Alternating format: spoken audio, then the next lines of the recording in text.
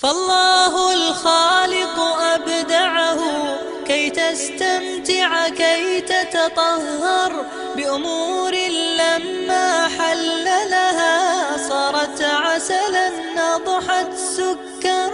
ننظر للكون ننظر للخير.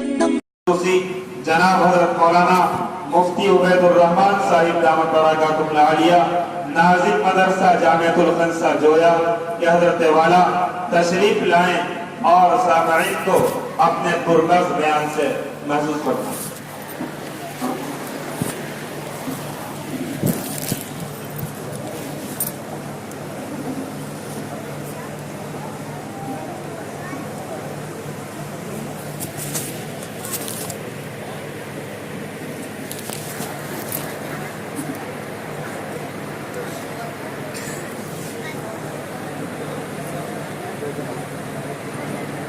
ادھر کے ساتھی ادھر آ جائیں، جو آپ حضرات ادھر بیٹھے ہیں ایک طرف کو وہ یہاں آ جائیں.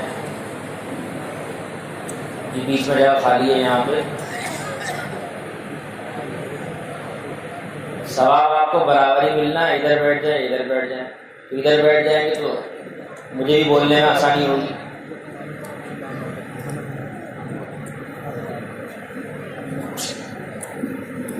الحمدللہ رب العالمین والصلاة والسلام على سید المرسلین. اما بعد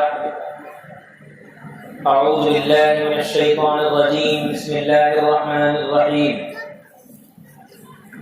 انا عرضنا الامانة على السماوات والارض والجبال فابین ان يحملنها واشفقن منها وحملها الانسان انه كان ظلوما جهولا. وقال النبي صلى الله عليه وسلم خيركم من تعلم القرآن وعلمه. وقال النبي صلى الله عليه وسلم إن الله يرفع بهذا القرآن أقواما ويضع به آخرين. صدق الله العظيم وصدق رسوله النبي الكريم ونحن على ذلك من الشاهدين والحمد لله رب العالمين.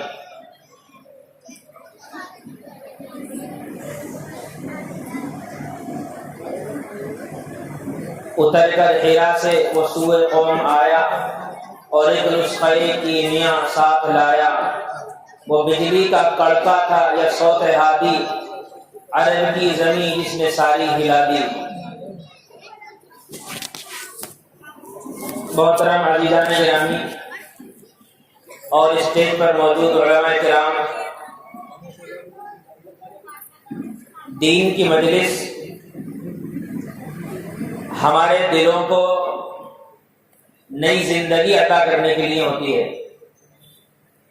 جو ایک شوق اور جو جذبہ مقصد ہے، وہ شوق اور جذبہ نیا کرنے کے لیے یہ مجلسیں قائم کی جاتی ہیں.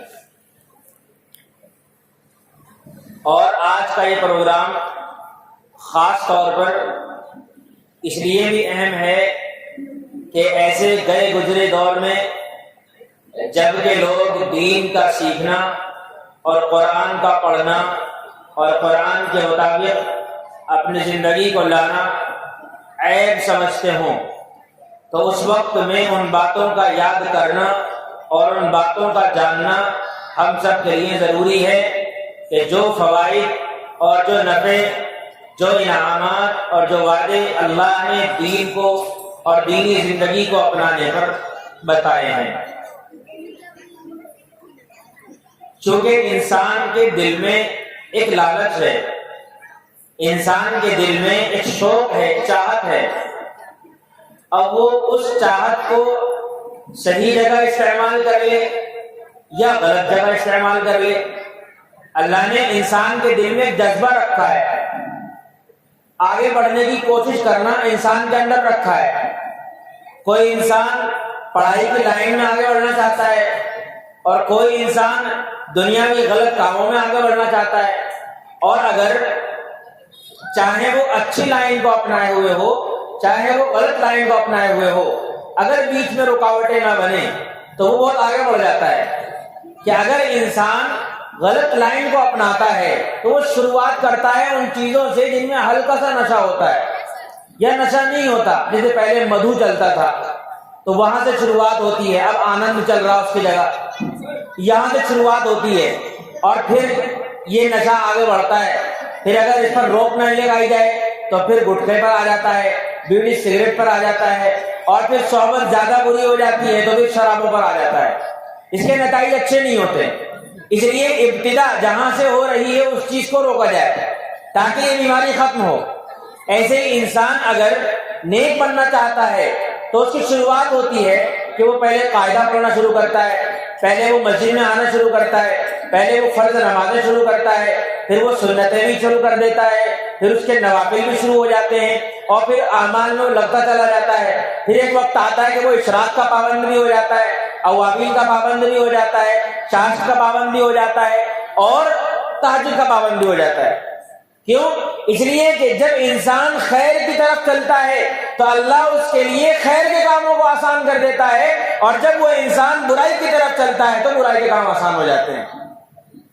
برائی کے کام اس کے لیے آسان ہو جاتے ہیں. اس لیے میرے عزیز بزرگوں, خیر کی بات کا سننا یہ اسی کام کے لیے, اسی مقصد کے لیے ہے کہ ہمارے دل میں جو گندگی پیدا ہوئی ہے یا جو ایک شوق تھا وہ شوق ختم ہوا, اس شوق کو دوبارہ زندہ کرنا ہے. اس لیے دین کی بات بتائی جاتی ہے. اللہ نے انسان کی نبض, چونکہ اللہ نے خود انسان کو پیدا کیا ہے اس لیے اللہ جانتا ہے انسان کے اندر کیا صفت ہے, انسان کی چاہت کیا ہے.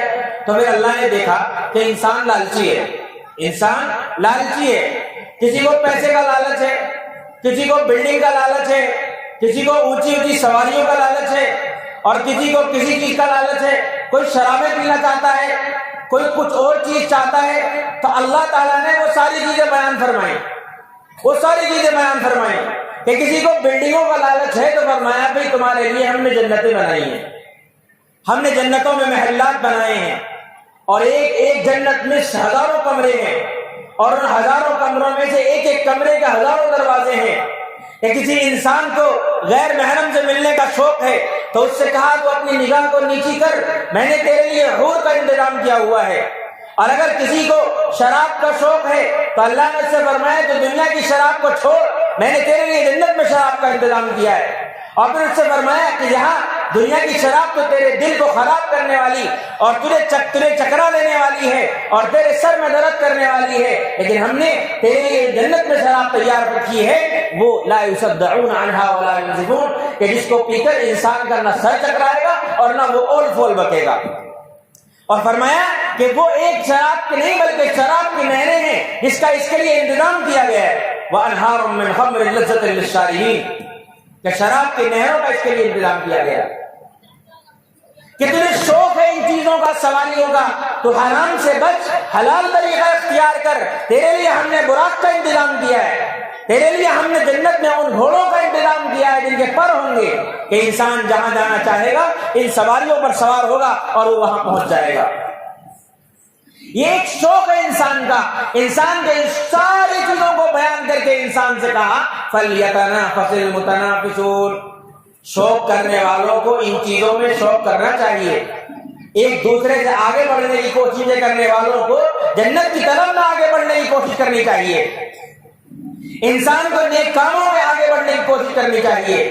یہ شوق بیان کیا اللہ نے, ساری چیزیں بیان کر کے فرمایا ان کے پیچھے پڑھو, ان ساری چیزوں کو سمجھو کہ تجھ سے جو چیز چھوڑنے کو کہا گیا اس کا بدل تجھے اللہ نے جنت میں عطا فرمایا ہے.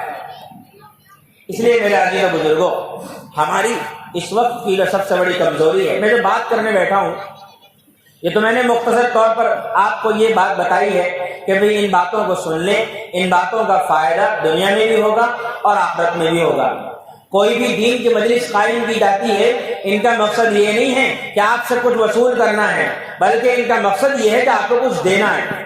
وہ کچھ وصول کرنے کا مسئلہ تو مدرسے کی اور انجمن کی اور جلسے کی ضرورتوں کا ہوتا ہے, وہ اللہ پوری کرا دیتا ہے. لیکن عمومی طور پر جو مجمع آتا ہے وہ ہوتا ہے جو مدد میں حصہ نہیں لیتا. مقصد کیا ہے؟ مقصد یہ ہے میرے عزیزوں کہ جو چیز اللہ کے نبی لے کر آئے تھے اور اس چیز سے انسان کے دل میں جو بیداری تھی وہ بیداری ختم ہو گئی، وہ دوبارہ بیداری ہو اور انسان کا دل زندہ ہو اور زندہ ہو کر حق کو قبول کرنے کی صلاحیت اس میں پیدا ہو۔ میں جو بات کرنے بیٹھا ہوں میرا موضوع قرآن ہے، میں قرآن کے موضوع پر آپ سے چند باتیں کروں گا۔ میں نے آپ کے سامنے ایک شعر پڑھا ہے، آیت بھی پڑھی ہے قرآن کی، ایک شعر بھی پڑھا ہے۔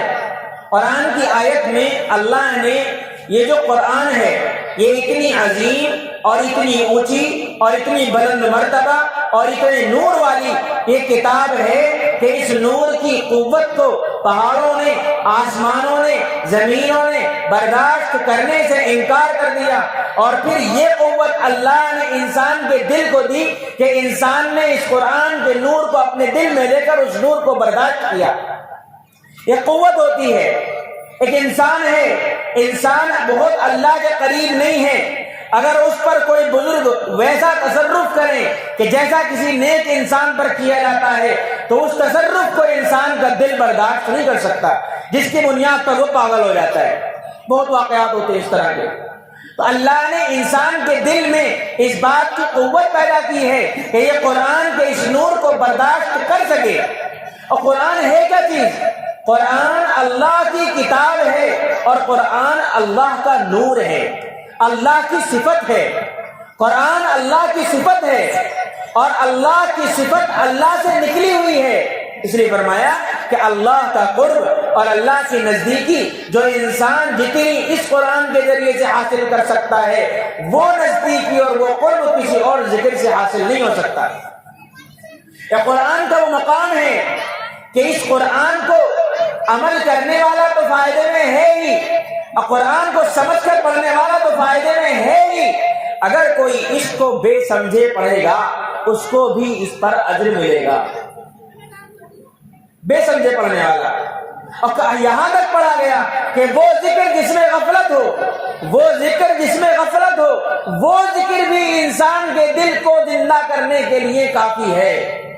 غفلت والا ذکر بھی انسان کے زندہ کرنے کے لیے، دل کو زندہ کرنے کے لیے کافی ہے۔ اللہ کے نبی صلی اللہ علیہ وسلم فرما رہے ہیں کہ ہر قرآن کی ایک ایک لفظ پر انسان کو 10 نیکیاں ملیں گی، 10 نیکیاں ملیں گی۔ اب وہ قرآن کو سمجھ کر پڑھے گا تو ثواب پڑھے گا، اور سمجھ کر نہیں پڑھے گا تو 10 نیکیاں تو ہیں ہی۔ آپ نے فرمایا میں یہ نہیں کہتا کہ الف لام میم ایک حرف ہے، بلکہ الف ایک حرف ہے، میم ایک حرف ہے اور لام ایک حرف ہے، یہ 3 حرف ہیں تو اس پر 30 نیکیاں۔ بعض محدثین نے فرمایا کہ اس کی تشریح اس طرح بھی کی ہے کہ الف میں 3 حرف ہیں، الف لام اور فا، الف میں 3 حرف ہیں اس پر 30 نیکیاں، اور لام میں 3 حرف ہیں اس پر 30 نیکیاں، اور میم میں 3 حرف ہیں اس پر 30 نیکیاں۔ اور اللہ دینے والا ہے، اس کے خزانے میں کمیاں نہیں ہیں، جو انسان لینا چاہے اللہ اس کو ایک حرف پر 30 نیکیاں بھی دے سکتا ہے، اور وہ دے گا، کیونکہ جس کے دل میں جتنا اخلاص ہوگا اتنا ہی وہ اللہ کی طرف سے عمل کے اجر کو اپنے لیے متعین کروائے گا۔ انسان عمل کر رہا ہے، قرآن پڑھ رہا ہے، قرآن کی تلاوت کر رہا ہے، قرآن سے دل زندہ ہوتا ہے، قرآن نہ کرنے سے قرآن کی تلاوت نہ کرنے سے دل مردہ ہو جاتے ہیں۔ اگر کوئی انسان خوب ذکر کرتا ہو، خوب تسبیحات پڑھتا ہو، اگر کوئی انسان خوب کام کرتا ہو لیکن قرآن کی تلاوت نہ کرتا ہو تو اس کے اوپر قرآن کا حق ہے کہ اس کو قرآن کی تلاوت کرنی چاہیے۔ اگر وہ قرآن کی تلاوت نہیں کرتا تو وہ قرآن کو چھوڑنے کا گنہگار ہوگا، اور اس قرآن کے چھوڑنے کی وجہ سے اس کو نقصان اٹھانا پڑے گا۔ اس لیے میرے عزیز و بزرگوں ہمیں اس بات کو سمجھنا ہے، قرآن اللہ کی کتاب ہے۔ اللہ نے اس قرآن کو کس لیے اتارا؟ یہ اس لیے اتارا کہ اس سے دل زندہ ہوتے ہیں، اس لیے اتارا کہ ہمیں ایک دستور حیات چاہیے، ہمیں زندگی کا ایک سلیقہ چاہیے، ہمیں زندگی گزارنے کے لیے ایک معیار چاہیے۔ اس معیار کو شکل میں اللہ نے ہمیں یہ قرآن دیا ہے۔ قرآن پڑھنے والے، قرآن کے مطابق اپنی زندگی کو لانے والے یہ وہ لوگ ہیں جن کے لیے اللہ قرآن میں وعدہ فرما رہا ہے، اور جن کو اللہ فرما رہا ہے ان الذین آمنوا وعملوا الصالحات اولئک هم خیر البریہ۔ ایمان لا کر اعمال میں لگنے والے زمین پر سب سے بہترین مخلوق ہیں۔ زمین پر سب سے بہترین مخلوق ہیں. آپ سے بہتر اس زمین پر کوئی نہیں ہے. آپ کسی کو نہ سمجھے کہ آپ سے بہتر کوئی ہو سکتا ہے. آپ سے بلند مرتبے کا اس زمین پر کوئی نہیں ہے. کیوں؟ اس لیے کہ اگر آپ کی اور ہماری زندگی اللہ اور اس کے رسول پر ایمان کے ساتھ ان کے حکموں پر عمل والی ہے تو فرمایا اولئک هم خیر البریہ، یہ زمین کی سب سے بہترین مخلوق ہیں. اب آپ بتائیں، جو سب سے بہترین مخلوق ہو، اللہ نے جس مقصد سے پیدا کیا ہو، وہ اپنے مقصد کو جانتا ہو اور پھر اس مقصد کے مطابق زندگی گزارتا ہو تو اللہ اس سے خوش ہوگا یا ناراض ہوگا؟ اللہ اس سے خوش ہوگا. اور جب دنیا اللہ کی ہے، دنیا کی ہر چیز اللہ کی ہے، زمین آسمان اللہ کے ہیں، زمین کے نیچے کا سارا نظام اللہ کا ہے، آسمان کے اوپر کا سارا نظام اللہ کا ہے، تو پھر حکومت بھی اللہ کی ہے. جیسے آپ گھر کے مالک ہیں اور اپنے گھر پر ہر طرح کا اختیار رکھتے ہیں، ایسے اللہ اس زمین کا مالک ہے، اس زمین و آسمان کا مالک ہے، ان کے درمیان کی چیزوں کا مالک ہے، ایسے وہ ان سب پر حکم کا اختیار رکھتا ہے. اب بتائیں، اگر ہم اللہ کی مرضی پر آ جائیں تو حکومت غیروں کی ہوگی یا آپ کی ہوگی؟ حکومت آپ کی ہوگی. اللہ آپ کو وہ نعمتیں دے گا. وَلَوْ أَنَّ أَهْلَ الْقُرَىٰ آمَنُوا وَاتَّقَوْا لَفَتَحْنَا عَلَيْهِمْ بَرَكَاتٍ مِّنَ السَّمَاءِ وَالْأَرْضِ. اگر یہ بستی والے، اگر یہ علاقے والے، اگر یہ گاؤں شہر دیہات والے اپنے آپ کو اللہ کے حکموں پر ڈھال لیں، اللہ کو مان لیں، اللہ کی ماننے پر اپنے آپ کو مجبور کر دیں اور اپنی زندگی کو اللہ اور اس کے رسول کے حکم کے مطابق لے آئیں، اللہ ان پر زمین سے آسمان سے نعمتوں کی، رحمتوں کی، اپنے فضل کی بارش فرمائے گا، بارش فرمائے گا. اس لیے میرے عزیزو، ہماری زندگی کا مقصد یہ ہے کہ ہم قرآن کو سمجھیں، ہم قرآن کو جانیں، ہم قرآن والوں کے مقام کو پہچانیں کہ قرآن پڑھنے پر الگ اجر، قرآن کو سکھانے پر اجر، قرآن کے سیکھنے پر اجر، قرآن کے دیکھنے پر اجر، قرآن کے سننے پر اجر، قرآن کریم سیکھنے والوں کی مدد کرنے پر اجر، قرآن کریم پڑھنے والوں کے سر پہ ہاتھ رکھنے پر اجر، قرآن کریم پڑھنے والوں کے چہروں کو دیکھنے پر اجر. کیا چیز ہے جس پر اللہ نے اجر نہیں رکھا؟ ہر چیز پر اللہ نے اجر رکھا ہے، مگر شوقین انسان اس اجر کا مستحق ہوتا ہے اور بدشوق محرومی کا شکار ہو جاتا ہے. جی میرے عزیز و بزرگوں، میں آپ کے سامنے یہ باتیں بتانے نہیں بیٹھا، میں ایک مذاکرے کے طور پر بیٹھا ہوں. میرا مقصد یہ ہے کہ اللہ ہمارے دلوں میں اس چیز کو زندہ کرے کہ جس چیز کو زندہ کرنے اللہ کے نبی صلی اللہ علیہ وسلم تشریف لائے. آپ فرما رہے ہیں ان اللہ یرفع بهذا القرآن اقواما ويضع به آخرین. اللہ اس قرآن کی برکت سے کچھ لوگوں کو بلند مراتب دے گا، کچھ لوگوں کو اللہ اوپر اٹھائے گا، کچھ لوگوں کو اللہ اعلیٰ درجے عطا فرمائے گا، اور اس قرآن کے نقصان کی وجہ سے کچھ لوگوں کو اللہ ذلت کے گڑھوں میں ڈال دے گا. اب ہم اپنے بارے میں فیصلہ کریں، ہم اپنے معیار کو، اپنی زندگی کے اتار چڑھاؤ کو اور اپنی زندگی کے اس نمونے کو صحابہ کے نمونے پر رکھیں کہ ان کی زندگی کیا تھی اور ہماری زندگی کیا ہے.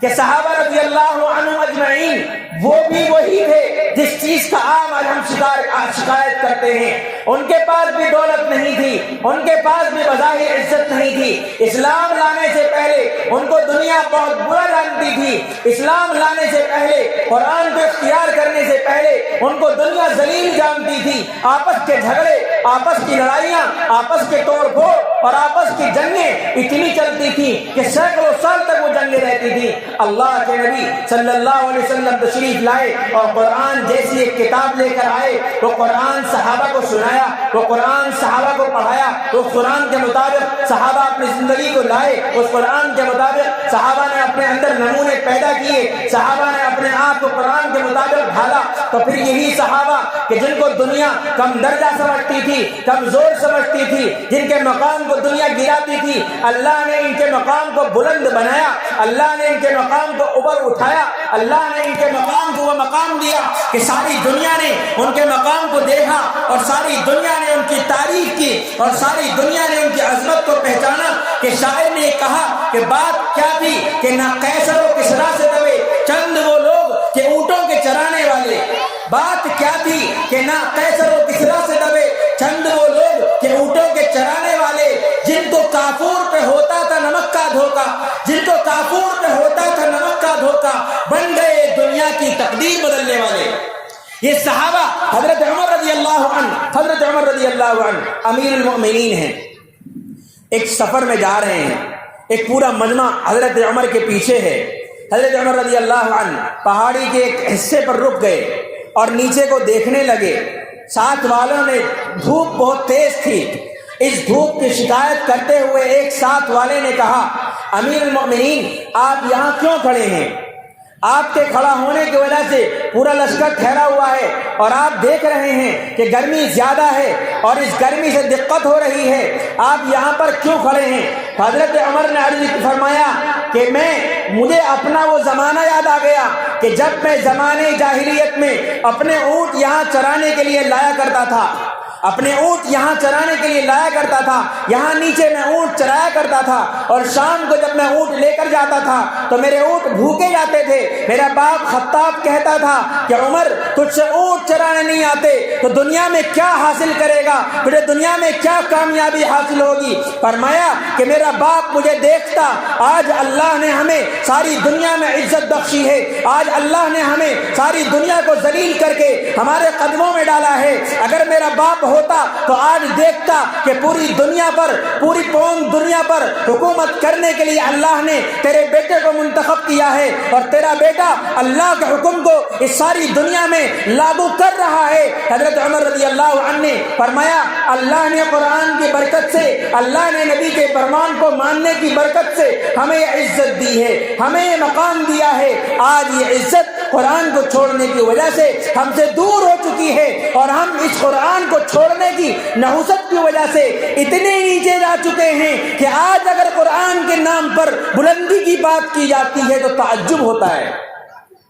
اس لیے اللہ کے نبی صلی اللہ علیہ وسلم نے فرمایا تھا ان الدین قد بدا غریبا، کہ جب یہ دین شروع میں آیا تھا تو اجنبی تھا، مکے والوں نے بھی اس کو اجنبی سمجھا، علاقے والوں نے اس کو قبول کرنے سے انکار کیا۔ اللہ نے جب یہ دین آیا تھا تب لوگ اس کو ماننے کے لیے تیار نہیں تھے۔ وَسَيَعُودُ غَرِيبًا، ایک وقت پھر آئے گا جب یہ اجنبی ہو جائے گا۔ اللہ معاف فرمائے، آج وہ دور آیا کہ مسلمان کی نظر میں اجنبی بنا، آج وہ دور آیا کہ مسلمان اس نے اس کو اجنبی سمجھا۔ اگر کوئی قرآن کی بات کرے، اگر کوئی حدیث کی بات کرے، اگر کوئی اللہ کے حکم کے مطابق اپنی زندگی کو گزارنے کی بات کرے تو کیا کہتے؟ کہاں 1400 سال پیچھے کی باتیں کرتے ہو، آج زمانہ آسمان پہ چلا گیا، چاند پہ پہنچ گیا اور تم زمین کی باتیں کرتے ہو۔ یہ ایک سوچ ہے، یہ مسلمان کی سوچ ہے۔ وجہ کیا ہے؟ وجہ یہ ہے کہ جتنی دین سے دوری ہوتی ہے اتنی دل سے دین کی عظمت نکلتی چلی جاتی ہے۔ انسان قرآن کا انکار نہیں کرتا، نماز کا انکار نہیں کرتا، نماز کا نہ شیطان انکار کرواتا ہے، سب سے پہلے ہی شیطان نوافل چھڑواتا ہے، پھر اس کے بعد سنتیں چھڑواتا ہے، پھر اس کے بعد فرض چھڑواتا ہے، اور ہم یہ سوچتے ہیں ہم تو نمازیں نہیں پڑھتے، اللہ نے ہمارے اوپر کوئی عذاب نہیں اتارا، ہمیں تو کوئی نقصان نہیں پہنچا۔ ایک واقعہ سنا دوں، یہ لکھا ہے پیر ذوالفقار صاحب نقشبندی دامت برکاتہم نے کہ ایک نوجوان عالم ایک مسجد کے امام صاحب تھے۔ اب مسجد والوں کا حال بھی یہ ہے کہ ہر ایک مسجد کے اماموں پر اپنا حکم چلاتا ہے اور ان کو سناتا ہے، ذرا سی تاخیر ہو جائے تو ان کے خلاف باتیں بناتا ہے۔ یہ ایک مزاج بن گیا، جس مزاج کی وجہ سے کچھ لوگ مسجدوں سے بھاگنے لگے، کچھ لوگ مسجدوں کی امامت سے دور جانے لگے۔ اگر ہمارا مزاج اپنے اماموں کے تعلق سے اچھا ہو جائے، ہم اپنے اماموں کو اپنا امام سمجھنے لگیں، تو پھر ہمارا امام ہماری طرف سے جب اس کو عزت ملے گی تو یہاں قرآن سکھانے پر اور امامت کرنے پر اور نماز پڑھانے پر شوق سے رہے گا، اور آپ اس کو پڑھائیں گے، اس سے پڑھیں گے، آپ اس کا وقت لیں گے، وہ آپ کو وقت دے گا۔ اگر ہماری طرف سے عزت ملے گی تو ادھر سے ہمیں دین ملے گا۔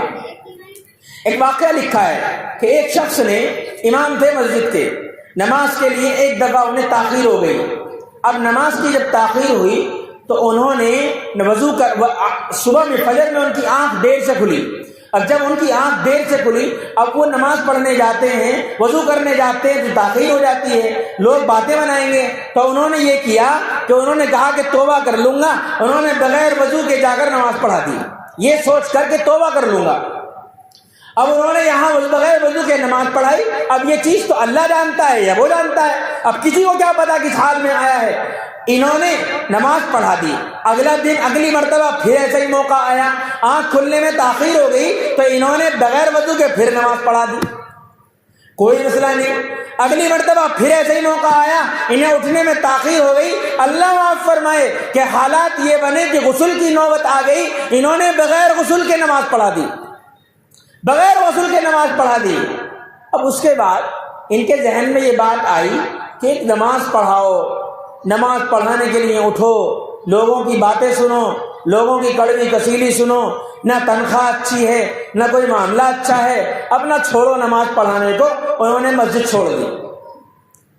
پھر چونکہ ایک برا عمل کیا تو اگلے برے عمل پر ان کے دل جری اور بہادر ہوتا چلا گیا، تو انہوں نے کہا کہ بھئی نماز کا بھی اسلام میں بڑا مسئلہ ہے، مذہب ہی چھوڑ دو۔ انہوں نے اسلام چھوڑ کر عیسائی مذہب اپنا لیا۔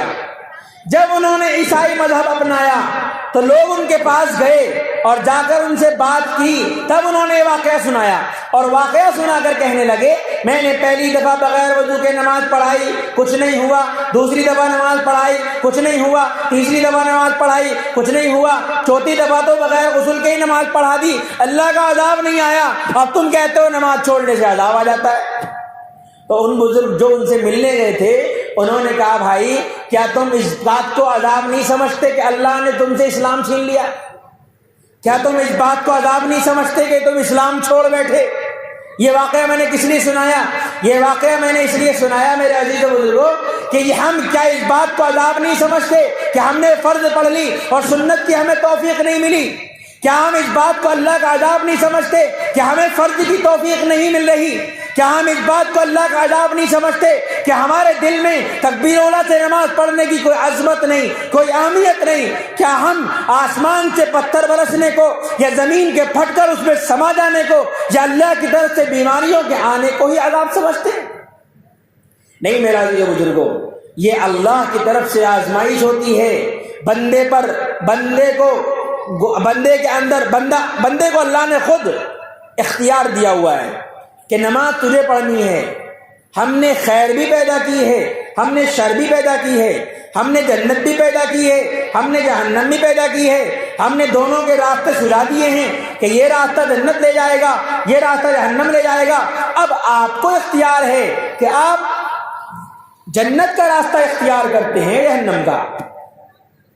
اس لیے ایک عالم نے فرمایا اور بڑے عجیب انداز میں فرمایا کہ میرے بزرگوں، اللہ کا نیک بندہ جب اللہ کے قریبی ہوتا ہے، اللہ کے قریب پہنچنا چاہتا ہے، اللہ کا خاص بننا چاہتا ہے، اور اس کے دل میں فکر ہوتی ہے، اس کے دل میں طلب ہوتی ہے، اس کے دل میں چاہت ہوتی ہے، تو اللہ اس کے لیے انتظام کرتا ہے کہ اپنے فرشتوں کو بھیجتا ہے کہ میرے بندے کو سوتے ہوئے کو اٹھا دو، میرے بندے کو نماز کے لیے اٹھا دو، میرے بندے کو اٹھاؤ، میں اسے اپنے سامنے کھڑا ہوا دیکھنا چاہتا ہوں، میرے بندے کو اٹھاؤ۔ رات کی تاریکی میں اٹھانے کے لیے فرشتوں کو بھیجتا ہے، دن کے اجالے میں اٹھانے کے لیے فرشتوں کو بھیجتا ہے، دن کے اجالے میں کام میں مشغول نیک بندے کے بار بار دل میں اللہ یہ بات ڈالتا رہتا ہے کہ وہ گھڑی دیکھتا رہے کہ پتہ نہیں نماز کا ٹائم تو نہیں ہو گیا، بار بار اس کے دل میں یہ بات رہتی ہے کہ پتہ نہیں نماز کا ٹائم تو نہیں ہو گیا۔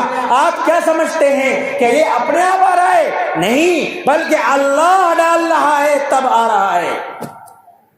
آپ نے الحمدللہ کہا، آپ نے اللہ اکبر کہا، آپ نے سبحان اللہ کہا، آپ نے کیا سمجھا؟ ہم نے کیا سمجھا؟ اپنے آپ کہہ لیا۔ اللہ نے چاہا تو کہا، اللہ نہ چاہتا تو نہ کہتے۔ اس لیے میرے عزیز و بزرگوں، یہ بات سمجھنی ہے کہ ہمارے اوپر حالات ہیں، ہمارے اوپر پریشانیاں ہیں یا ہمارے اوپر پریشانیاں نہیں ہیں۔ دو باتیں ہیں، ہم گناہ پر گناہ کر رہے ہیں، ہمارے اوپر کوئی مصیبت نہیں آتی، ہم ذرا سا گناہ کر لیتے ہیں فوراً پریشانی آ جاتی ہے۔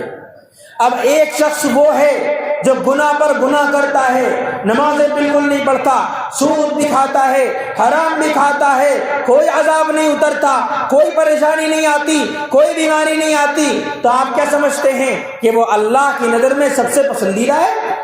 نہیں، بلکہ اللہ نے اسے ڈھیل دے رکھی ہے، اللہ نے اسے ڈھیل دے رکھی ہے، اور افسوس اس بات کا ہے کہ اس کمزوری پر اسے اپنے گناہ کا احساس نہیں ہے۔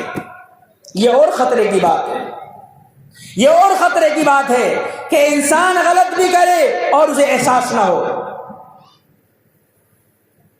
اسے احساس نہ ہو، یہ اور بڑی بات ہے۔ ایک شخص وہ ہے جو نیک کام کرنے والا ہے، ذرا سی نماز چھوڑی ایک دم پریشانی آ گئی۔ کیوں آ گئی؟ کہ اللہ اس سے چاہتا ہے کہ میرے بندے مسجد نہ چھوڑ، میرے بندے نماز نہ چھوڑ، میرے بندے حالات میں بھی ہر حال میں اللہ کو یاد رکھ۔ اللہ اس پر مصیبت بھیجتا ہے اور فوراً اس کو مسجد بھیج دیتا ہے۔ کیوں؟ اس لیے کہ بہت سو کے بارے میں یہ ہوتا ہے کہ جب ان پر مصیبت آتی ہے تو مسجد کی طرف بھاگتے ہیں۔ اس لیے فرمایا اللہ کے نبی صلی اللہ علیہ وسلم نے کہ جو مجھ سے محبت کرتے ہیں، جو مجھ سے محبت کرتے ہیں وہ مصیبتوں، پریشانیوں اور حالات کے لیے تیار رہیں، اور فرمایا اللہ جن سے محبت کرتا ہے اللہ ان کو دنیا سے ایسے بچاتا ہے جیسے تم اپنے مریض کو پانی سے بچاتے ہو، اور فرمایا کہ اللہ سے جو محبت کرتا ہے ان کی طرف فقر، ان کی طرف غربت، ان کی طرف حالات، ان کی طرف پریشانیاں، ان کی طرف مصیبتیں، ان کی طرف حالات اتنی تیزی سے آتے ہیں اتنی تیزی سے پہاڑ سے ڈھلان کی طرف کو پانی آتا ہے۔ اس لیے ہم کیا سوچتے ہیں؟ ہم یہ سوچیں کہ ہماری کامیابی کی وجہ کیا ہے، ہم یہ سوچیں ہماری ناکامی کی وجہ کیا ہے۔ حضرت عمر رضی اللہ عنہ ایک علاقے میں پہنچے، راستے میں ایک دریا پڑا، دریا پار کرنے کے لیے جا رہے ہیں، حضرت عمر خچر پر سوار ہیں۔ حضرت عمر نے یہ کیا، آپ کے ہاتھ میں جو عصا تھا اس عصا کو اپنے کندھے پہ رکھا، جو جھولا تھا اس کو اس عصا میں ڈالا، اور جو آپ کے چپل تھے ان کو بھی اسی ڈنڈے میں ڈالا، اور آپ دریا پار کرنے کے لیے پانچ سے اوپر اٹھا کر چل دیے۔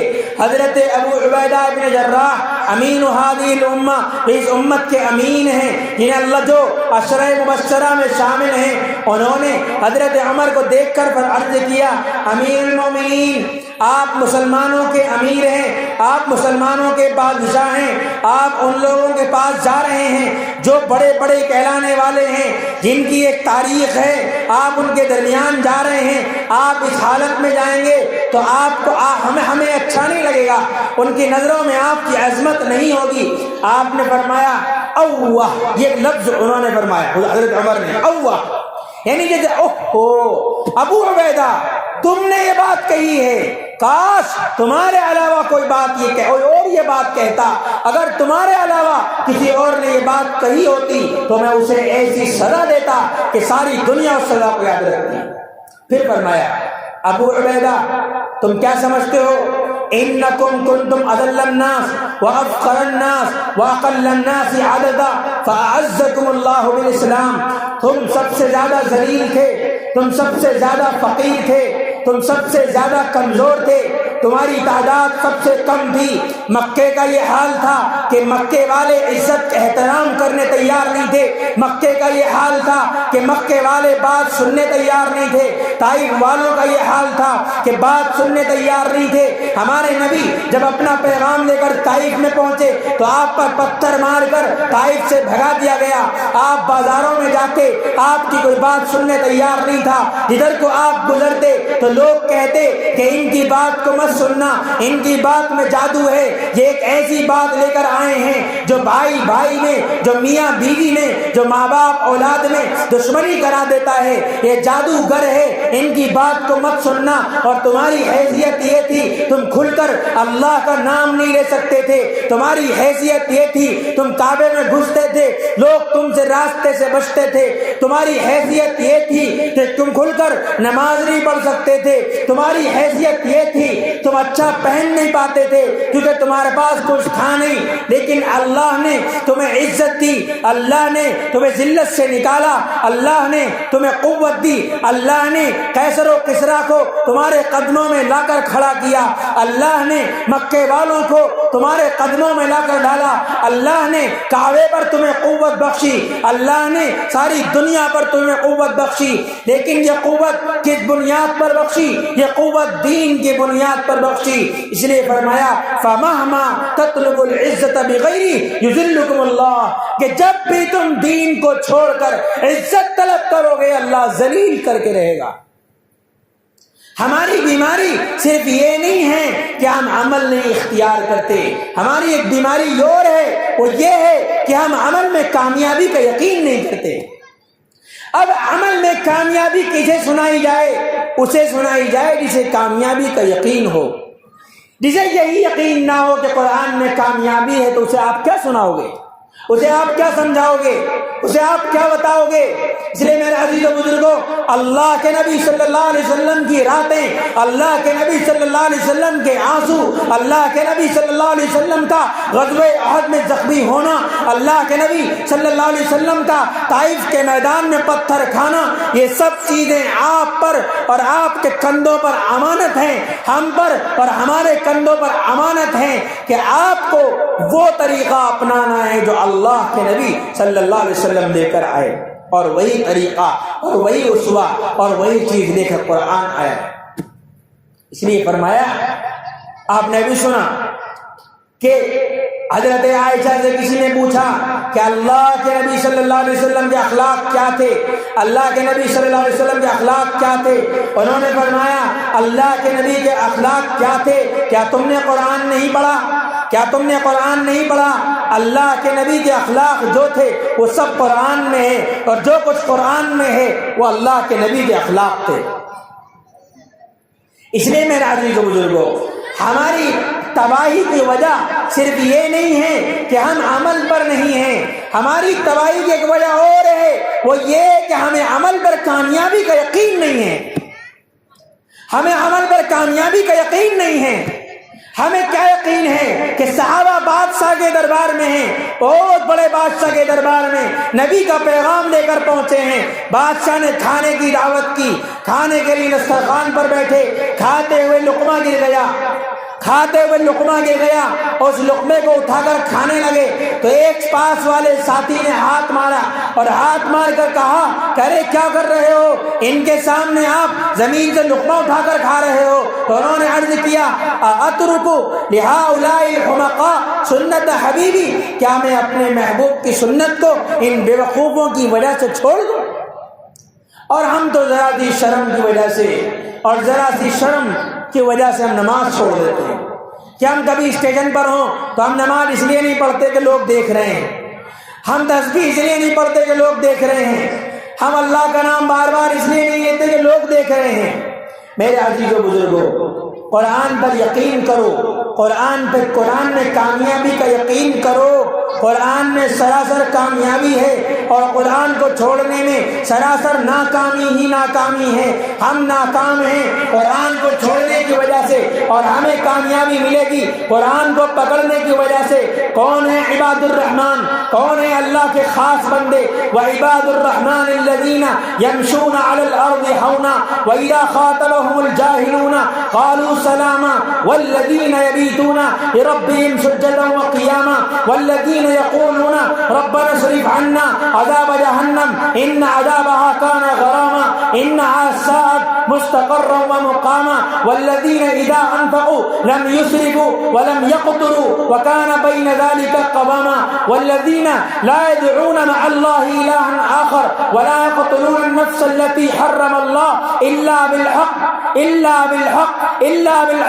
کہ جو لوگ اللہ کے حکم کے مطابق اپنی پوری زندگی کو اختیار کرنے والے ہوں، کہ جو لوگ اپنے زمین پر اللہ کی بنائی ہوئی زمین پر تواضع سے چلتے ہوں، کہ جو لوگ تکبر اختیار نہ کرتے ہوں۔ فرمایا کہ جو لوگ اللہ کا ذکر کرتے رہتے ہوں، کہ جو لوگ اللہ سے جہنم سے پناہ مانگتے رہتے ہوں، جنت کی طلب کرتے رہتے ہوں، کہ جو لوگ اللہ کے نام پر لٹانے والے ہوں، فضول خرچی کرنے والے نہ ہوں، کنجوسی کرنے والے نہ ہوں۔ فرمایا یہ وہ لوگ ہیں کہ جن کا ٹھکانہ جنت ہوگی، جن کا ٹھکانہ جنت ہوگی، کہ جن کا ٹھکانہ آخرت میں اللہ کا وہ محبوب گھر ہوگا جو اللہ نے اپنے نیک بندوں کے لیے تیار کیا ہے۔ اس لیے میرے عزیز و بزرگوں، قرآن سے اثر لو، قرآن پڑھو، قرآن پڑھو، قرآن پڑھو، جتنا ہو سکے اتنا پڑھو۔ اللہ کرے اللہ کے واسطے ایک معمول بنا لو کہ ایک صفحہ روزانہ پڑھ لو، ایک صفحہ روزانہ پڑھ لو۔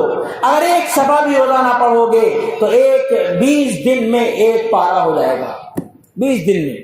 جو حافظ قرآن ہوتا ہے 15 لائن والا، اس کے اندر 15 لائن والا 20 صفحے ہوتے ہیں، تو 20 صفحوں میں یعنی 20 دن میں ایک قرآن ہو جائے گا، اور 2 مہینے میں ایک پارہ ہو جائے گا، اور 2 مہینے میں 3 پارے ہو جائیں گے۔ کتنا آسان ہوگا کہ 2 مہینے میں 3 پارے ہو جائیں۔ تو جس شخص کا ابھی تک کوئی قرآن ہی پورا نہ ہوا ہو تو کتنا بہتر ہوگا اس کے لیے کہ اس کا 1.5 سال میں قرآن پورا ہو جائے۔ اور میں آپ کو بتاؤں، کوئی مشکل مسئلہ نہیں ہوتا، کوئی بڑا مسئلہ نہیں ہوتا۔ جس نے قرآن میں دل لگایا، جس نے قرآن میں اپنا ہوش جگایا، جس نے قرآن کے ساتھ میں اپنے دل کو لگا لیا، جسے قرآن میں لذت ملنے لگی، جسے قرآن میں مزہ آنے لگا، اسے ایمان کی حلاوت مل گئی، اور جسے ایمان کی حلاوت مل گئی اس کے لیے ایمان جیسی چیز کے علاوہ کسی چیز میں مزہ نہیں آئے گا۔ اس کو نماز میں جو مزہ آئے گا اس کو کھانے میں بھی وہ مزہ نہیں آئے گا۔ جیسے امتحان کے زمانے میں بچے کو کھانا یاد نہیں رہتا، ایسے ہی قرآن پڑھنے والے کو قرآن پڑھنے کے وقت میں کھانا یاد نہیں رہے گا۔ نماز کے شوقین کو نماز کے وقت میں کھانا یاد نہیں رہے گا کہ اللہ کے نبی جب نماز کا ٹائم ہو جاتا کہ سب کو پہچاننا بند کر دیتے، ایسے ہوتا جیسے آپ کسی کو پہچانتے ہی نہیں ہیں۔ کیوں؟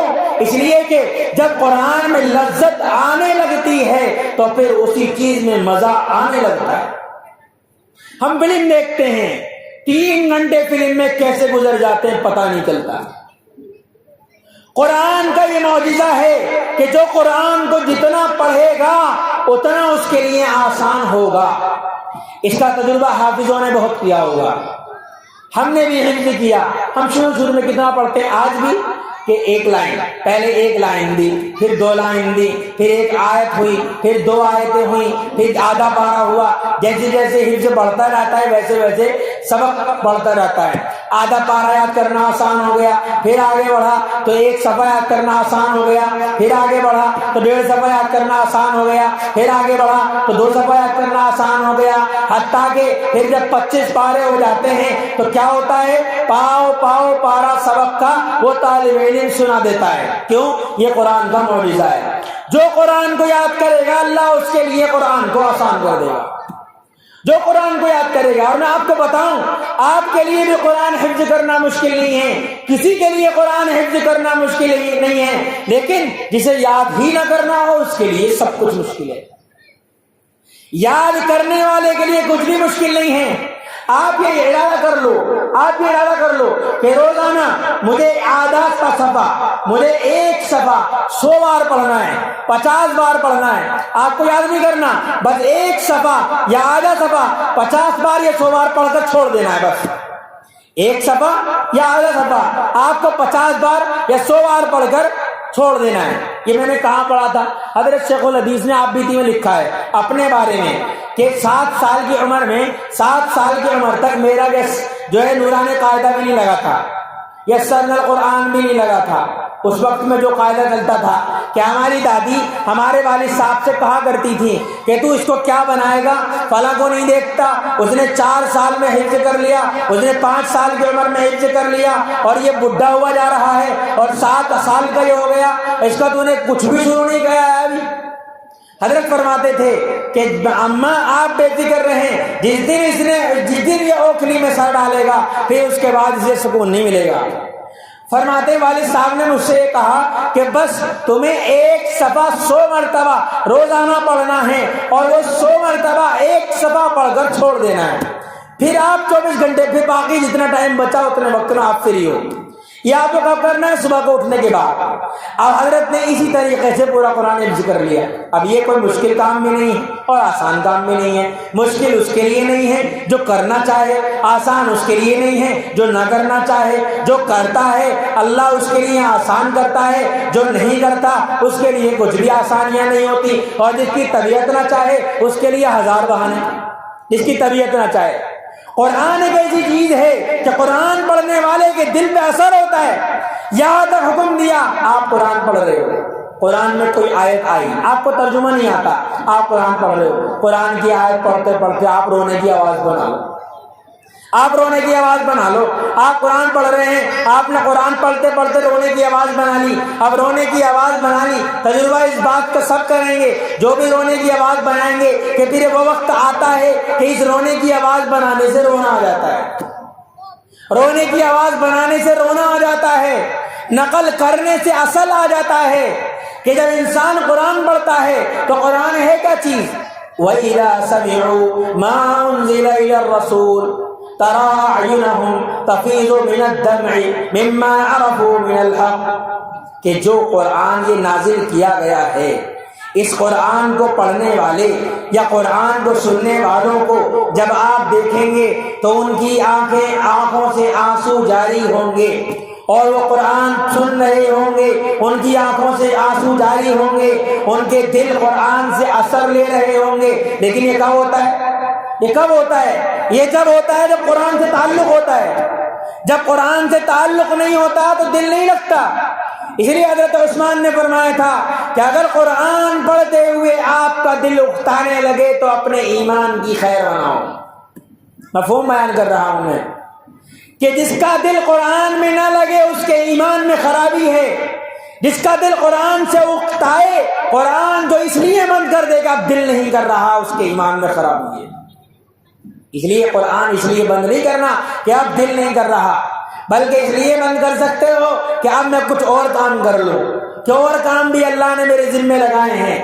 قرآن ایک ایسی کتاب ہے کہ جب اس قرآن کو قرآن پڑھنے والا جب پڑھتا تھا تو آسمان سے فرشتے اترتے تھے، اور جب اس قرآن کو قرآن پڑھنے والا جب پڑھتا تھا تو تیر پر تیر آ کر لگتے رہتے تھے، اور اسے اتنا مزہ آتا تھا کہ وہ تیر پر تیر کھاتا جاتا تھا اور پڑھتا جاتا تھا۔ قرآن پڑھنے والا جب قرآن پڑھتا تھا تو مکے کی گلیوں میں، مدینے کی گلیوں میں شور ہو جایا کرتا تھا۔ قرآن پڑھنے والا جب قرآن پڑھتا تھا تو کافر کے دل پہ بھی یہ قرآن اثر کرتا تھا۔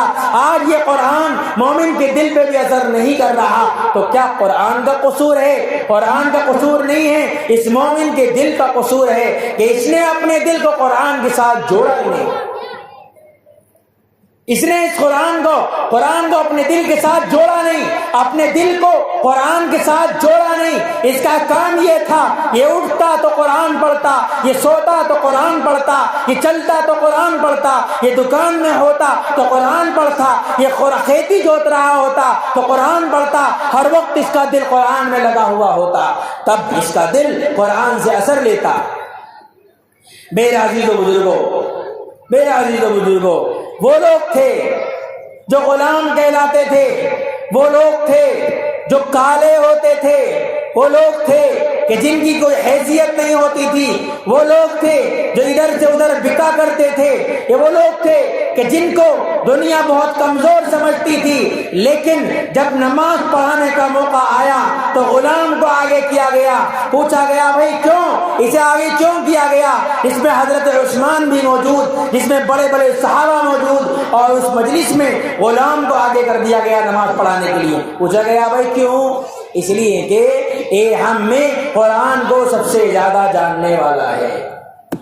قرآن کی بنیاد پر عزت، قرآن کی بنیاد پر مقام، قرآن کی بنیاد پر رفعتیں، قرآن کی بنیاد پر بلندیاں، قرآن کی بنیاد پر سلام و کلام، ساری دنیا قدموں میں گر جائے گی، ساری دنیا آپ کے ذریعے سے کھائے گی اور آپ کو کھلاتے ہوئے فخر محسوس کرے گی۔ کیا ہے؟ مدرسے میں بچہ پڑھ رہا ہے، آپ اس پر کوئی پیسہ خرچ کر رہے ہیں، کیوں یوں ہی خرچ کر رہے ہیں؟ نہیں، آپ کو یہ یقین ہے کہ اس پہ میں جو خرچ کروں گا اس کے بدلے اللہ مجھے آخرت میں دے گا۔ یقین کرو مسلمانوں، آج ہم ذلیل ہیں قرآن چھوڑنے کی وجہ سے. میں آپ سے اتنی گزارش کر رہا ہوں کہ خدا کے واسطے پہلا کام تو آپ یہ کرو کہ اپنے طور پر قرآن سیکھو. آپ کے یہاں آپ کی طرف سے یا میری طرف سے اللہ کے یہاں یہ بات دلیل نہیں بن سکتی کہ اللہ کھیتی کی وجہ سے وقت نہیں ملتا تھا, اللہ مجھے دکان کی وجہ سے موقع نہیں ملتا تھا, اللہ میں پڑھنا چاہتا تھا میرے پاس ٹائم نہیں تھا. نہیں, یہ دلیل نہیں بن سکتا. اللہ فرمائے گا ہم نے کہہ دیا تھا وما خلقت الجن والانس الا لیعبدون, ہم نے تمہیں قرآن کے لیے پیدا کیا تھا, ہم نے تمہیں اپنی ماننے کے لیے پیدا کیا تھا. اس کے علاوہ ہم نے آپ پر کوئی ذمہ داری نہیں ڈالی تھی, بلکہ ہم نے اعلان کر دیا تھا وما من دابۃ الا علی اللہ رزقها, زمین پر چلنے والے ہر جاندار کا رزق اللہ نے اپنے ذمہ لے رکھا تھا. لا نسألک رزقا نحن نرزقک, ہم آپ سے روزی نہیں چاہتے, روزی ہم دیں گے. والعاقبۃ للتقوی, آپ تو پاکیزہ زندگی گزارو کیونکہ انجام پاکیزہ لوگوں کا ہی بہتر ہے.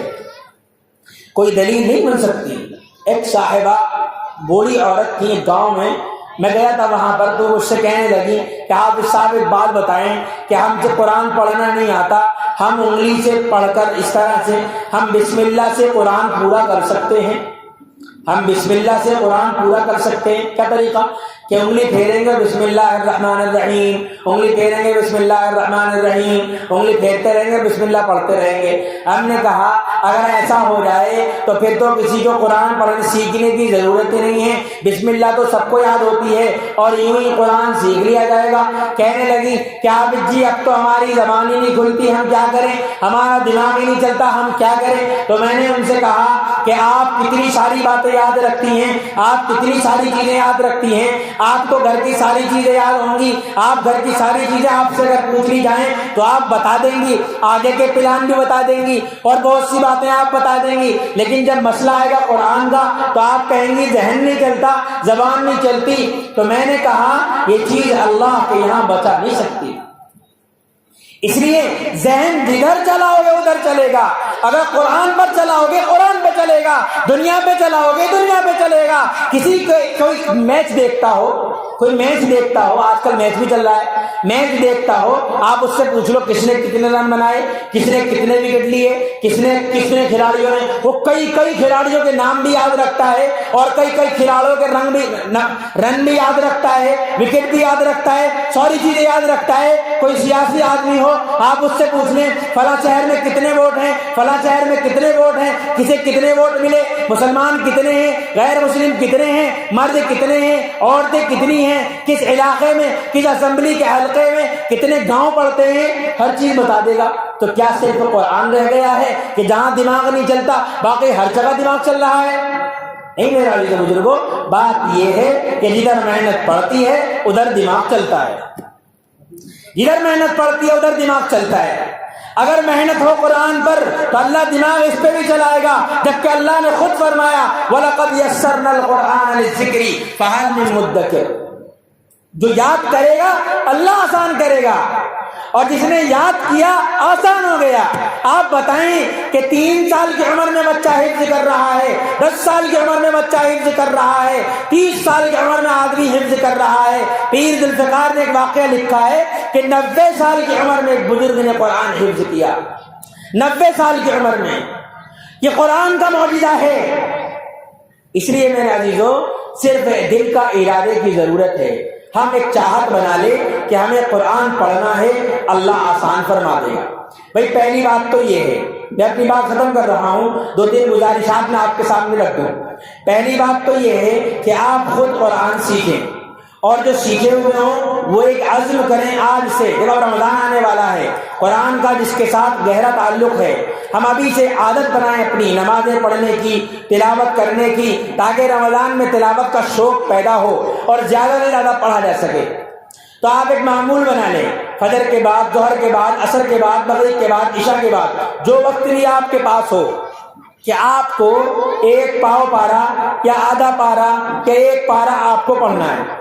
آپ یہ دیکھ لیں کہ آپ کا ایک پارہ کتنی دیر میں پورا ہو رہا ہے. میں یہ سمجھتا ہوں زیادہ سے زیادہ آدھا گھنٹہ ورنہ پون گھنٹہ، اس سے کم میں ہی پورا ہو جائے گا. اور یہ بھی پون گھنٹہ یا آدھا گھنٹہ جب تک لگے گا جب تک آپ پڑھنے کی عادت نہیں بناتے. جب آپ پڑھنے کی عادت بنا لیں گے تو پڑھنا آسان ہوگا، پھر آپ کی رفتار بھی بڑھ جائے گی. اور قرآن پڑھیں. آپ یہ عادت بنائیں کہ آدھا پارہ یا پاؤ پارہ، دیکھو عادت بنائیں. ایک چیز پر پابندی ہو، پاؤ پارے پر پابندی ہو سکتی ہے تو پاؤ پارا شروع کر دیں. آدھے پارے پر آپ پابندی کر سکتے ہو تو آدھا پارا پڑھ لیں. آپ جتنی مقدار کی پابندی کر سکتے ہو اتنی مقدار اپنے لیے متعین کر لیں. یا تو پارا متعین کر لیں یا منٹ متعین کر لیں، دونوں شکلوں کوئی بھی ہو سکتا ہے. اب آپ ایک آدھا گھنٹہ آپ نے یہ قرآن کے لیے وقف کر دیا کہ میں قرآن یہ دیکھ کر پڑھوں گا. اب آپ یہ پڑھ کر 15 منٹ قرآن کا ترجمہ پڑھنے کے لیے وقف کر لیں. قرآن کا ترجمہ بھی پڑھیں. جو جنت کی، جو آخرت کی، جو دوزخ کی، جو دنیا کے بگڑنے کی اور جو دنیا کے بننے کی باتیں قرآن میں آئیں ان کو سمجھیں اللہ ہم سے کیا کہہ رہا ہے. اور جو مسائل آئیں ان کو پڑھ کر آگے بڑھ جائیں، مسائل میں نہ الجھیں. اور جو باتیں آ رہی ہیں آخرت کی اور دنیا کے بننے اور بگڑنے کی ان باتوں کو سمجھیں. مقصد یہی ہے قرآن پڑھوانے کا. اور وہی دوسری بات یہ ہے کہ اپنے بچوں کو قرآن سکھائیں، اپنے بچوں کو قرآن سکھائیں. میں تو یہ بات کہا کرتا ہوں اور میں ذاتی طور پر اسکولوں میں بچوں کو بچپن میں داخل کرنے کو منع کرتا ہوں. اور الحمدللہ جو لوگ بات کو مانتے ہیں ان کو میں نے منع کیا. اور میں نے ہمارے یہاں پر بھی، ہم نے خود بھی اور ہمارے گھروں میں بھی عالم بننے کے بعد اور مولوی بننے کے بعد BA MA سب کچھ کر لیا.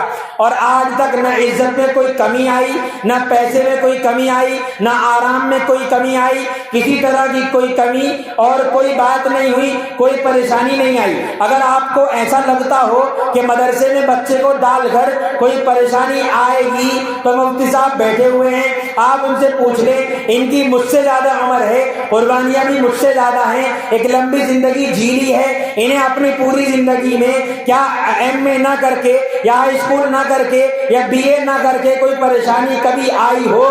اور یقینی طور پر آپ بھی کہیں گے نہیں آئی، نہیں آتی. دنیاوی تعلیم حاصل کرنے سے منع نہیں کیا جاتا، لیکن جو بچہ ہے اس بچے کا دل ابھی صاف ہے، ابھی ستھرا ہے، ابھی پاک ہے. اس دل میں قرآن اترے، اس دل میں قرآن جائے، اس دل میں اللہ کے نبی کا فرمان جائے تاکہ پاکیزہ دل پر براہ راست قرآن کا اثر ہو. مولانا عاشق الہی بلند شاہی رحمۃ اللہ علیہ نے ایک بات لکھی ہے، ایک ہے داڑھی کے اوپر انہوں نے کتاب لکھی ہے. اس میں مقدمے میں انہوں نے یہ بات لکھی ہے کہ اگر بچوں کو شروع میں دنیاوی تعلیم سکھانے پر لگا دیا جائے تو اس بچے کے دل پر یہاں کی جو نحوست آئے گی یہ اگر دینی تعلیم میں داخل ہونے کے بعد اگرچہ دب جائے ختم نہیں ہوگی.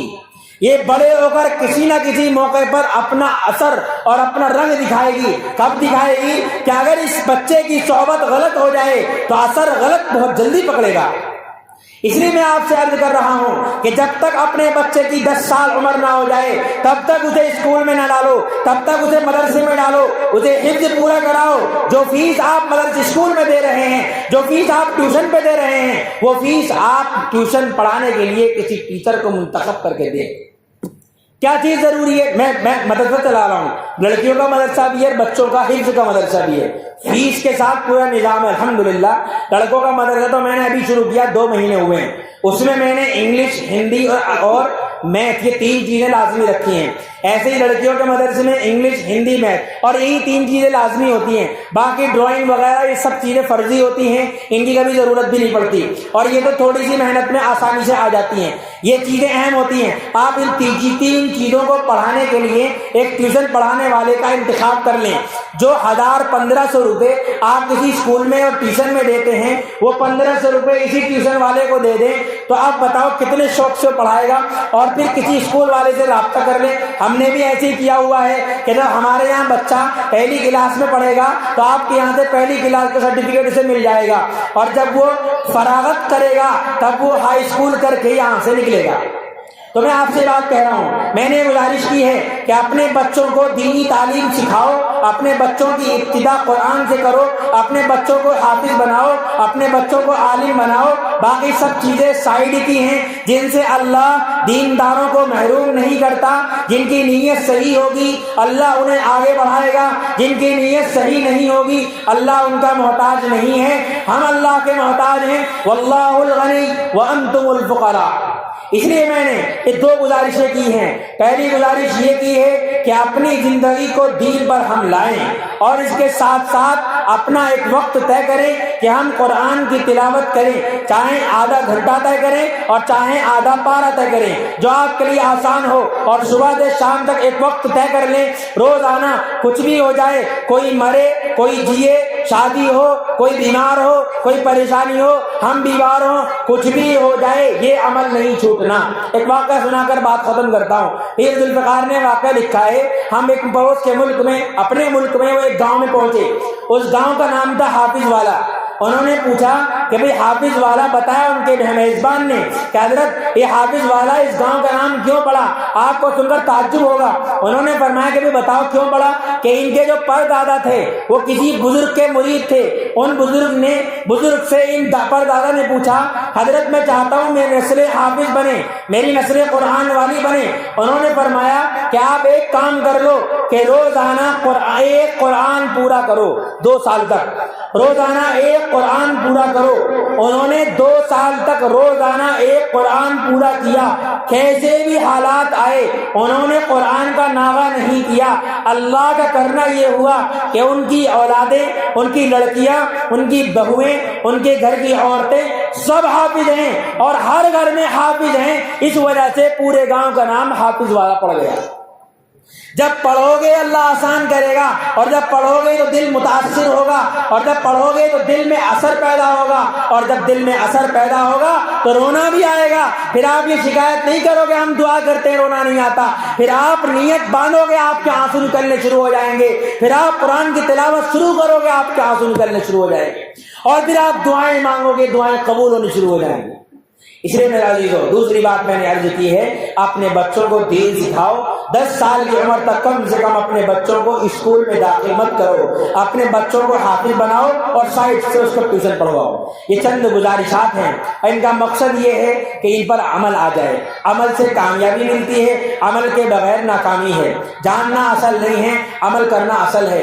اللہ ہم سب کے لیے ہر خیر کو آسان فرمائے، اور اللہ ہم سب کے لیے ہر برائی سے حفاظت فرمائے۔ اللہ ہم سب کے لیے قرآن کا سیکھنا اور قرآن کا سکھانا آسان فرمائے، اور جو پڑھیں اس پر عمل کرنے کی توفیق عطا فرمائے۔ وآخر دعوانا الحمدللہ رب العالمین۔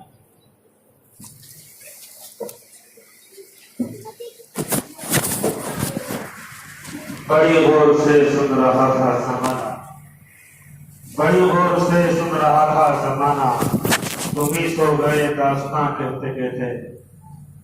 آپ تھے جناب حضرت مولانا مفتی عبید الرحمان صاحب دامت برکاتہم العالیہ، ناظم مدرسہ جامعۃ الخنسا جویا، جو بڑے ہی پرلطف انداز میں اور مسجع و مقفع الفاظ میں اپنا بیان سامعین کے سامنے پیش کر رہے تھے۔ سامعین کے قلوب کو دیکھ کر نپے تلے اور مختصر عام فہم الفاظ میں بیان کہہ کر اور خطاب فرما کر سامعین کے قلوب پر جیت کا خیمہ نصب کر رہے تھے۔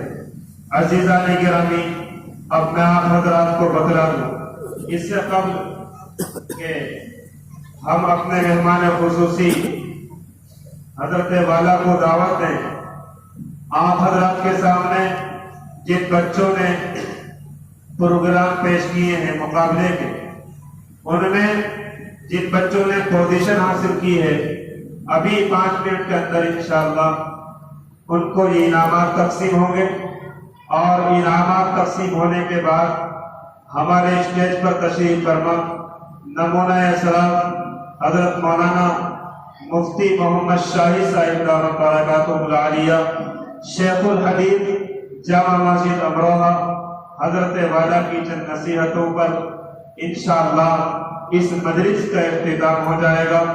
اب میں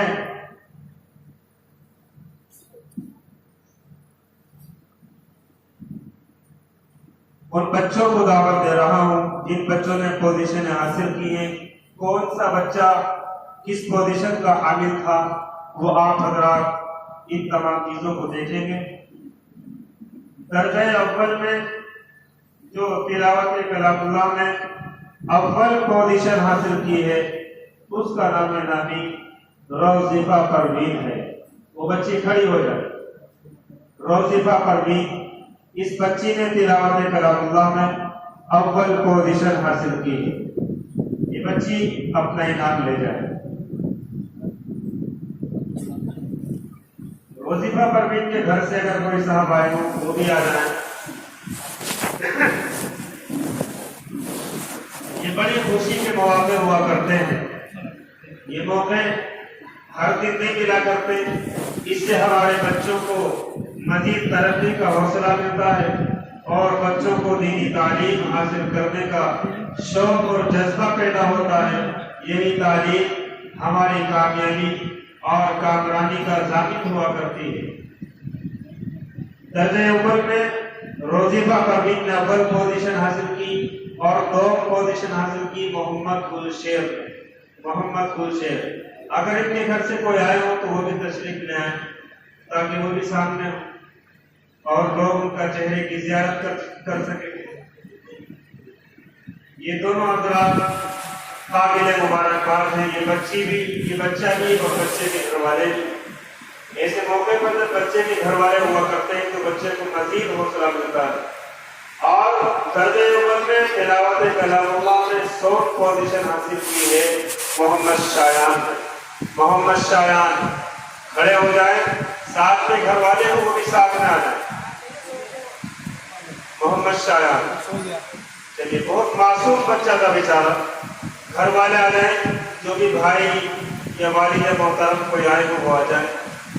اچھا، درجہ اول میں جو نظموں کا مقابلہ ہوا تھا اس میں ہانیہ پروین نے اول پوزیشن حاصل کی ہے. ہانیہ پروین، جب کسی بچے کا نام بولے اور اس کے وارث یہاں پر موجود ہو تو وہ آ جایا کرے. اس بچی نے اول پوزیشن حاصل کیا. آپ دیکھ رہے ہیں کہ بچے انعامات لے کر واپس ہو رہے ہیں. بڑا دلچسپ نظارہ ہے. درجہ اول میں دوم پوزیشن حاصل کی ہے سدرا پروین نے. سدرا پروین. اور 100 پوزیشن حاصل کی ہے محمد شایان. محمد شایان تشریف لائیں اور اپنا انعام وصول کریں. درجہ اول میں تقاریر میں اول پوزیشن حاصل کی ہے فارحہ پروین بنت صغیر احمد صاحب.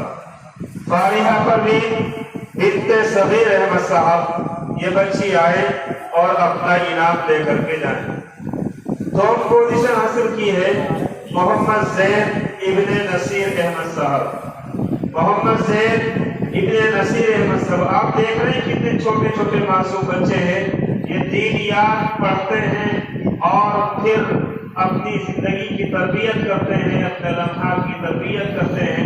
اللہ رب العالمین ان بچوں کو مزید ترقی عطا فرمائے. اور بیانات میں، تقاریر میں 100 پوزیشن حاصل کی ہے محمد فیض نے. محمد فیض آئیں اور اپنا انعام وصول کریں. یہ پہلے کلاس کا رزلٹ مکمل ہوا. درجہ دو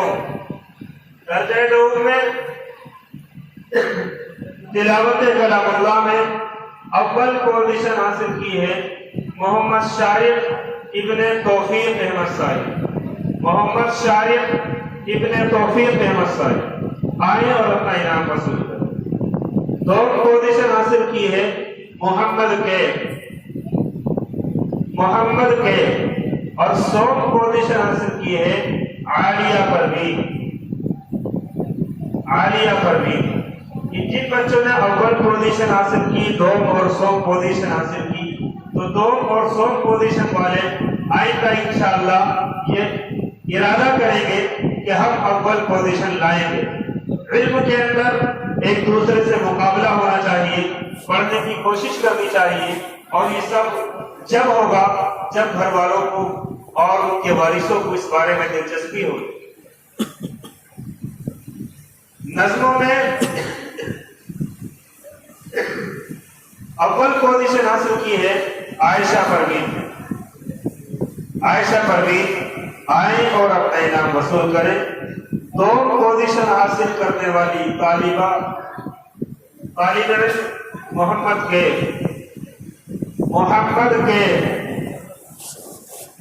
پہلا انعام رکھتا ہے، اور 100 پوزیشن حاصل کرنے والے طالب علم کا نام محمد ثاقب۔